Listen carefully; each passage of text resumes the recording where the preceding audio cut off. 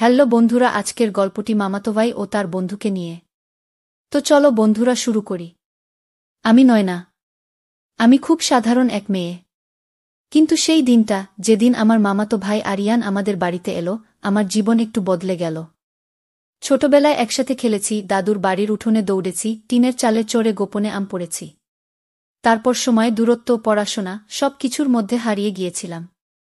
অনেক বছর পর ও আবার এলো, কলকাতায় পড়াশোনা করতে, আর আমাদের বাসাতেই কিছুদিন থাকবে। দরজায় বেল বাজতেই আমি নিজে দরজা খুললাম। দাঁড়িয়ে থাকা ছেলেটাকে দেখে প্রথমে চিনতেই পারিনি। লম্বা হয়ে গেছে, চোখে আত্মবিশ্বাস। অথচ সেই পুরনো হাসিটা একই রকম। নয়না, চিনতে পারলি? আরিয়ান, একদম বদলে গেছিস, ও হেসে ফেল। আমি ওকে ঘরে আনলাম। মা খুব খুশি, বাবা জিজ্ঞেস করলেন কতদিন থাকবে। আমি চুপ করে পাশে বসেছিলাম। এত বছর পর দেখা, অথচ মনে হচ্ছিল কোথাও কোনো দূরত্ব নেই। বরং একটা অদ্ভুত আরাম হচ্ছিল ওর পাশে থাকতে। রাতে নিজের ঘরে বসে ভাবছিলাম, মানুষ এত বদলায় কি করে? ছোটবেলার সেই ছেলেটা এখন একদম অন্য মানুষ। তবু সেই চোখের দৃষ্টি কি আজও আগের মতো? এইভাবে সম্পর্কের নতুন সূচনা হয়, চুপচাপ, ধীরে ধীরে, চোখে চোখ রেখে। ভালো লাগা, অনুভব, তাদের শব্দ দরকার হয় না। সেই রাতে আরিয়ানের ঘর ওর জন্য গুছিয়ে দিলাম। মা বালিশের কভার পাল্টাচ্ছিলেন, আমি পাশে দাঁড়িয়ে ওর সুটকেসটা খুলে দিচ্ছিলাম। সব ঠিক আছে তো? আমি জিজ্ঞেস করলাম। হ্যাঁ রে, তোর হাতেই তো সব ঠিক হয়ে যাবে, বলেই ও হেসে দিল। ওর চোখে সেই আত্মবিশ্বাস, আবার কেমন যেন একরাশ মায়া। রাত বাড়ছিল। খাওয়া দাওয়ার পর মা বললেন, তুই ওকে ছাদটা দেখিয়ে আন, অনেক দিন তো আমাদের বাড়িতে আসিস না। আমার বুকের ভেতর কেমন যেন দুলে উঠল। ছাদে উঠতে উঠতে নরম হাওয়া গায়ে লাগছিল। আকাশে আধো চাঁদ। আমরা দুজন পাশাপাশি দাঁড়ালাম। এই ছাদটা এখনো আগের মতোই আছে, শুধু আমরা বদলে গেছি, আরিয়ান বলল। আমি চুপ করে ওর দিকে তাকালাম। তুই বদলেছিস অনেক, আমি বললাম। ও একবার তাকিয়ে বলল, তুইও তো। কিন্তু তোর সেই চশমা এখনো আছে। আমি হেসে ফেললাম, না রে, এখন কন্ট্যাক্ট লেন্স পরি। সেই হাসির মধ্যে যেন অনেক কিছু ছিল, মনে পড়া, না বলা কথা, অজানা কিছু টান। তারপর আমরা বসে পড়লাম ছাদের এক কোণে, আগের মতোই। অনেক কথা হলো, স্কুল, কলেজ, বন্ধু, স্বপ্ন। আর কিছু এমন কথা যেগুলো ছোটবেলায় বুঝিনি। তুই জানিস নয়না, আমার ছোটবেলায় সবথেকে প্রিয় বন্ধুটি ছিলি তুই, আরিয়ান বলল। আমি এক মুহূর্ত চুপ থেকে বললাম, তুইও? কিন্তু তোর চলে যাওয়ার পর আমি যেন নিজেকে হারিয়ে ফেলেছিলাম। ও গভীর চোখে তাকিয়ে রইল। চোখের ভাষা বোঝা যায় অনেক সময়, কিন্তু বলা যায় না। রাত নেমে এসেছিল পুরোটাই। ঘড়িতে রাত 11:30। চল, অনেক দেরি হয়ে গেছে, আমি বললাম। আরিয়ান নিচে নামার আগে একবার পিছন ফিরে তাকাল। আমি দেখলাম সেই চাহনি, যেটা চোখে পড়ে অথচ ঠোঁটে আসে না। আমার বুকের ভিতর কেমন এক অস্থিরতা। যেন কোনো অচেনা রাস্তা ধরে হেঁটে যাচ্ছি। জানি না কোথায় গিয়ে শেষ হবে, কিন্তু যেতে বড় ভালো লাগছে। পরদিন সন্ধ্যায় বাড়িতে হালকা আড্ডা চলছিল। মা বাবার সঙ্গে নিচে বসেছিলেন, আর আমি রান্নাঘরে চা বানাচ্ছিলাম। আমি হেল্প করি, পিছন থেকে আরিয়ানের গলা। আমি হেসে বললাম, তুই তো আগে শুধু কাপে চা খেতে জানতিস, এখন বানাতেও চাস। ও হালকা হেসে পাশে এসে দাঁড়াল। আমাদের কাজ ছুঁয়ে গেল এক মুহূর্তের জন্য, একটি খুব সাধারণ, কিন্তু অজান্তেই ভেতরে কাঁপন তুলে দেওয়া ছোঁয়া। চা হয়ে গেলে দুটো কাপ নিয়ে ছাদে গেলাম। আকাশে তখন অন্ধকার নামছে, বাতাসে অদ্ভুত শীতলতা। আমরা পাশাপাশি বসলাম পুরনো বেঞ্চে। তুই এখন কেমন আছিস? ও জিজ্ঞেস করল। আমি উত্তর দিলাম না। চুপ করে বসে রইলাম। ও আমার হাতের দিকে তাকাল, তারপর ধীরে ধীরে বলল, তুই জানিস, তোকে দেখতে দেখতে আমার পুরনো দিনগুলো এক এক করে ফিরে আসে। আমি মাথা ঘুরিয়ে ওর দিকে তাকালাম। হঠাৎ যেন সময় স্থির হয়ে গেল। ওর চোখে তখন অদ্ভুত এক মায়া। শব্দহীন, গভীর। আমার বুকের ভিতরটা ধুকপুক করে উঠল। ও ধীরে ধীরে আমার হাতটা নিজের হাতে নিল। গভীর নিঃশব্দতা। না, সেখানে কোনো শব্দ ছিল না, কোনো অশ্লীলতা, কোনো উচ্চারণ নয়। ছিল কেবল চোখে চোখ রাখা, আর স্পর্শে এক নির্ভরতা, এক চেনা টান, এক নিরাপদ ঘনিষ্ঠতা। আমি হাত ছাড়াই বললাম, এই মুহূর্তটা যেন শেষ না হয়। ও বলল, এই প্রথম তোর পাশে বসে মনে হচ্ছে সবকিছু থেমে যেতে পারে। শুধু আমরা থাকি। আমরা তখনও পাশাপাশি বসে, চুপ করে। খুব সাধারণ একটা সন্ধ্যা, অথচ ভিতরে এক অসাধারণ আন্দোলন। চা ঠান্ডা হয়ে গিয়েছিল। সকালটা ছিল একদম শান্ত। মা বাজারে, বাবা অফিসে। আমি তখন বইয়ের পাতা উল্টাচ্ছিলাম ড্রয়িং রুমে বসে। হঠাৎ দরজার বেল। আমি দরজা খুলতেই সামনে দাঁড়ানো একজন ছেলে, লম্বা, সুগঠিত চেহারা, মুখে হাসি। এই বাড়িটাই কি আরিয়ানের মামার বাড়ি? আমি কিছু বলতে যাচ্ছি, তখনই পেছন থেকে আরিয়ান এগিয়ে এল। অর্ণব, তুই এসে পড়লি? হ্যাঁ রে ভাই। এভাবে না বললে তো দেখাই হতো না। তারা জড়িয়ে ধরল একে অপরকে। হাসাহাসি, চিৎকার, পুরনো বন্ধুত্বের ঝলক। নয়না, এ আমার ক্লাসমেট অর্ণব। কলকাতায় একসাথেই পড়ি। তোর কথা অনেক শুনেছে। আরিয়ান আমার পরিচয় করিয়ে দিল। আমি হালকা হাসলাম। ও তাই নাকি? শুনে ভালো লাগল। ও অর্ণব একটু মজার ভঙ্গিতে বলল, আচ্ছা, তুই সেই নয়না যার কথা আরিয়ান এত বলে? এবার বোঝা যাচ্ছে কেন। আমি হেসে ফেললাম, কিন্তু ভেতরে কোথাও যেন একটা কাঁটা বেঁধে গেল। দুপুরটা বেশ হুল্লোড় করে কেটেছিল। ওরা দুজন মিলে স্মৃতির পাহাড় খুঁড়ছিল, পুরনো কলেজের গল্প, মজার ঘটনা, সব কিছুতেই হাসির রোল উঠছিল। আমি কখনো পাশে বসে থাকছিলাম, কখনো উঠে যাচ্ছিলাম চা আনতে। একসময় দেখি অর্ণব আমাকে নিয়ে একটু বেশি কথাবার্তা বলছে, তামাশার ছলে, চোখে চোখ রেখে। আমার হাসি আরিয়ানের চোখে ধরা পড়েছিল কিনা জানি না, কিন্তু হঠাৎ দেখলাম ও একটু চুপচাপ। বিকেলে ছাদে উঠে দাঁড়িয়েছিলাম একা। পেছন থেকে আরিয়ান এসে দাঁড়াল। অর্ণব, তোদের বাড়ি প্রথমবার এল? ও একটু বেশিই খোলামেলা। হ্যাঁ, বুঝতে পেরেছি। আমি কাঁধ উঁচিয়ে বললাম। ও কিছুক্ষণ চুপ করে রইল। তারপর বলল, তোকে কেউ এভাবে দেখলে, কথা বললে কেন যেন মনে হয় তুই শুধু আমার জন্য। ও আমি তাকালাম ওর দিকে। ওর চোখে ঈর্ষা নয়, বরং এক ধরনের অধিকার, ভয় মিশ্রিত ভালোবাসা। আমি হেসে বললাম, তুই কি ঈর্ষা করছিস? চোখে গভীরতা নিয়ে বলল, তোর পাশে কেউ আসুক, সেটা আমি চাই না। কারণ তুই এমন একটা জায়গায় বসে গেছিস আমার মনে, যেখানে কেউ পৌঁছাতে পারবে না। আমি চুপ করে ওর পাশে দাঁড়িয়ে রইলাম। বাতাসে তখনও অর্ণবের শব্দ গুলে গিয়েছিল, কিন্তু ওর পাশে দাঁড়িয়ে মনে হচ্ছিল, এইটুকুই আমার শান্তি। পরদিন সকালে আমি রান্নাঘরে জল ফুটাচ্ছিলাম।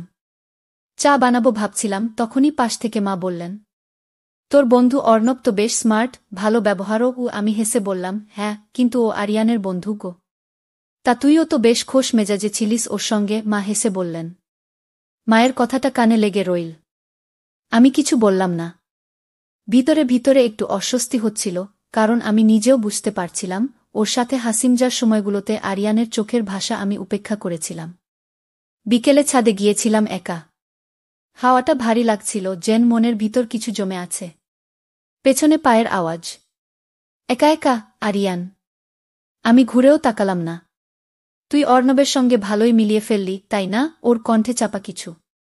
আমি ঠোঁট চেপে বললাম, তোর বন্ধুর সঙ্গে একটু ভালো ব্যবহার করলেই কি তা খারাপ? ও কাছে এসে দাঁড়াল। আমি জানি তুই যা করিস সেটা সচেতনভাবেই করিস। কিন্তু আমি জানি তোকে কেউ স্পর্শ করলে আমার বুকের ভিতরটা কেমন করে। এই কথাটা শুনে আমি তাকালাম ওর চোখে।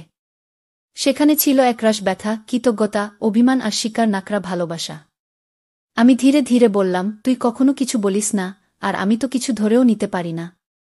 তুই যদি এতটা অনুভব করিস, তাহলে বলিস না কেন? ও হঠাৎ করে আমার হাতটা ধরল। কারণ আমি জানি না তুই আমাকে সেই চোখে দেখিস কিনা। তুই এখনো আমার শৈশবের নয়না, নাকি কেউ অন্য? আমার বুকের ভেতর একরাশ ঢেউ উঠল। আমি ওর চোখে চোখ রেখে বললাম, আমার সব শৈশবের, কৈশোরের, আজকের, সব দিনের কেন্দ্র ছিলি তুই। শুধু আমি বুঝিনি আগে ও আমার কপালে হালকা ছোঁয়া দিল। একটা দীর্ঘ নিঃশ্বাসে যেন ওর ভিতরে জমে থাকা সমস্ত দ্বিধা গলে গেল। সেই মুহূর্তটা ছিল নিঃশব্দ, অথচ বিস্ফারিত, যেখানে শব্দের দরকার ছিল না, কেবল উপস্থিতি যথেষ্ট। সন্ধ্যাটা একদম হঠাৎ করেই তৈরি হল। অর্ণব ফোন করে বলল, আজ একটু বেরোবি? আমি আর আরিয়ান প্ল্যান করছি ছোট একটা ক্যাফে আড্ডা। আমি একটু দ্বিধা ছিলাম, কিন্তু আরিয়ান বলল, চল না, অনেকদিন তো বাইরে যাওয়া হয় না। তোকে নিয়ে বেরোতে ইচ্ছা করে তিনজন বেরিয়ে পড়লাম। কাছেই একটা ছোট ক্যাফে, আলো ঝলমলে আর উষ্ণ এক পরিবেশ। অর্ণব একেবারে প্রাণ খুলে গল্প করছিল। ওর ভঙ্গি, রসবোধ, বুদ্ধিদীপ্ত কথা আমার মুখে হাসি এনে দিচ্ছিল বারবার। আরিয়ান শুরুতে হাসছিল ঠিকই, কিন্তু মাঝে মাঝেই আমি ওর চোখে কিছু একটা চুপ করে পড়তে পারছিলাম। কখনো চুপচাপ তাকিয়ে থাকা, কখনো হঠাৎ গম্ভীর হয়ে যাওয়া। অর্ণব বলল, তুই জানিস নয়না, আরিয়ান এত চুপচাপ থাকে শুধু তোর সামনে। ক্লাসে তো একেবারে বদমাইশ। আমি একটু চমকে ওর দিকে তাকালাম। আরিয়ান হেসে বলল, হয়তো তোর সামনে আমি অন্য রকম হয়ে যাই কি। এই কথাটার পর অর্ণব একটু থেমে গেল। তারপর আমার দিকে তাকিয়ে বলল, জানিস নয়না, তোকে আমি প্রথম দেখাতেই বুঝে গিয়েছিলাম তুই ওর চেয়ে অনেক বেশি গুরুত্বপূর্ণ। আমি হেসে ফেললাম, তুই তো একদিনেই সব বুঝে ফেললি। অর্ণব কিছু বলার আগেই আরিয়ান থেমে গিয়ে বলল, সবাই সব বুঝলেও অনুভবগুলোকে কত গভীরভাবে রাখে সেটা বুঝতে অনেক সময় লাগে কি। কথাটা শুনে আমি থেমে গেলাম। মনে হচ্ছিল দুজনেই যেন এক অদৃশ্য রেশারেশিতে ঢুকে পড়েছে, হাসির আড়ালে এক অজানা টান। চা শেষ করে বাইরে এসে দাঁড়ালাম। বাতাসে হালকা শীত। আমি সামনের দিকে হাঁটছিলাম, হঠাৎ পেছন থেকে অর্ণব বলল, তোকে একটা কথা বলি নয়না। আমি ফিরে তাকালাম। তুই যদি বলিস, আমি আজ থেকেই আরিয়ানের পাশে দাঁড়ানো বন্ধ করে দিতেও পারি।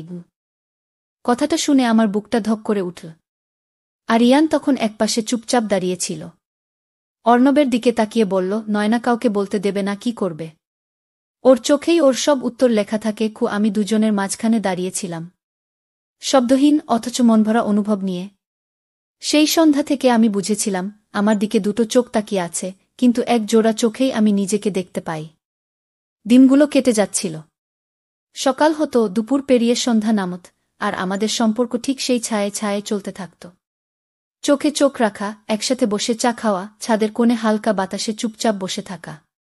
আশেপাশের মানুষদের কাছে আমরা মামাতো ভাইবোন, অথচ আমাদের মধ্যেকার দৃষ্টির ভাষা, ছোট ছোট মুহূর্ত, হাত ছুঁয়ে যাওয়া, সবকিছু যেন ধীরে ধীরে বলে দিচ্ছিল এখানে কিছু আছে যা সম্পর্কের সংজ্ঞার বাইরেও। একদিন সন্ধ্যায় আমার ঘরে বসে বই পড়ছিলাম। হঠাৎ দরজায় টোকা। ভিতরে আসবি বললাম। আরিয়ান আস্তে আস্তে ঢুকল, হাতে দুটো কফির কাপ। আজ একটু ঠান্ডা লাগছে, তাই ভাবলাম তোকে গরম কিছু দিই। আমি হেসে বললাম, তুই এখন বুঝিয়ে আমাকে কফি খাওয়ানোর দায়িত্ব নিয়েছিস? তুই যদি আমায় ছাড়িস আমি সব দায়িত্ব নিতে রাজি। কি কথাটা শুনে আমার বুকের ভেতর হালকা ধাক্কা। আমি কিছু না বলে কফির কাপটা নিলাম। ও চুপ করে আমার পাশে বসে পড়ল। কিছুক্ষণের নীরবতা। আমি জানালা দিয়ে বাইরে তাকিয়ে বললাম, এই সম্পর্কটার কোনো নাম দিলে কেমন হয়? ও বল না কিছু। আমি ফিরেও তাকালাম না। কিন্তু ঠিক তখনই ও আমার হাতে হাত রাখল। সব কিছুর নাম থাকতে হয় না নয়না। কিছু কিছু অনুভব শুধু থাকে নিঃশব্দে, আড়ালে। যেমন তুই আছিস আমার ভিতর নামহীন, অথচ সবচেয়ে চেনা। আমি মুখ ঘুরিয়ে ফেললাম যাতে ও দেখতে না পায়। ও চুপ করে আমার পাশে বসে রইল। আমরা কথা বলিনি। তবু সেই রাতে আমি জানতাম আমরা একে অপরের হয়ে যাচ্ছি। ধীরে ধীরে, প্রতিটি স্পর্শ, প্রতিটি চুপ থাকা, প্রতিটি হাসির ফাঁকে। এভাবেই দিন চলতে থাকে। সম্পর্ক নামহীন ভালোবাসা, যার গভীরতা মেপে দেখা যায় না। সেদিন বাড়িতে ছিল এক অদ্ভুত নীরবতা। মা বাবা বাইরে গিয়েছেন, আর আরিয়ান কোথায় যেন বেরিয়েছে পুরনো এক বন্ধুর সঙ্গে। আমি একা বসেছিলাম বই হাতে, কিন্তু মন পড়ছিল না।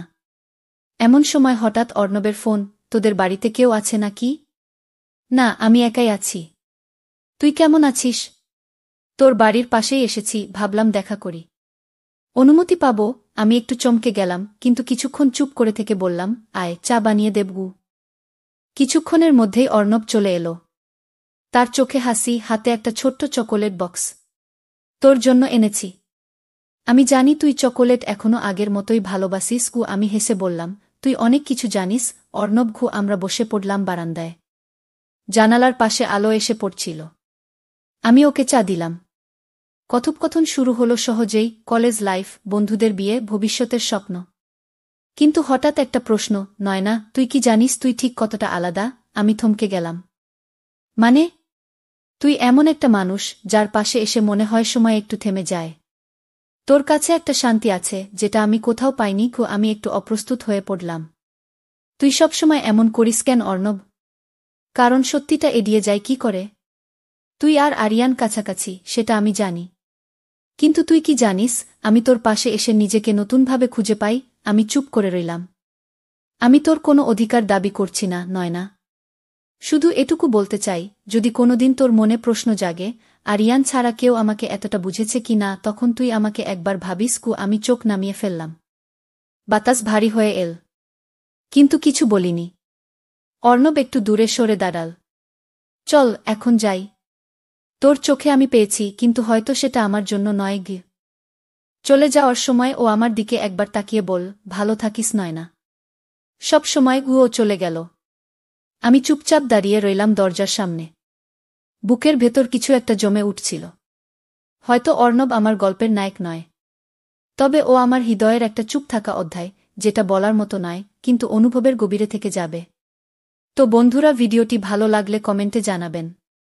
এই রকম ভালোবাসার গল্প শুনতে চাইলে চ্যানেলটা সাবস্ক্রাইব করুন এবং পাশে থাকুন আর আপনার বেল আইকনটা বাজিয়ে রাখুন, যাতে নতুন ভিডিও আপলোড করা মাত্র আপনারা দেখতে পারেন।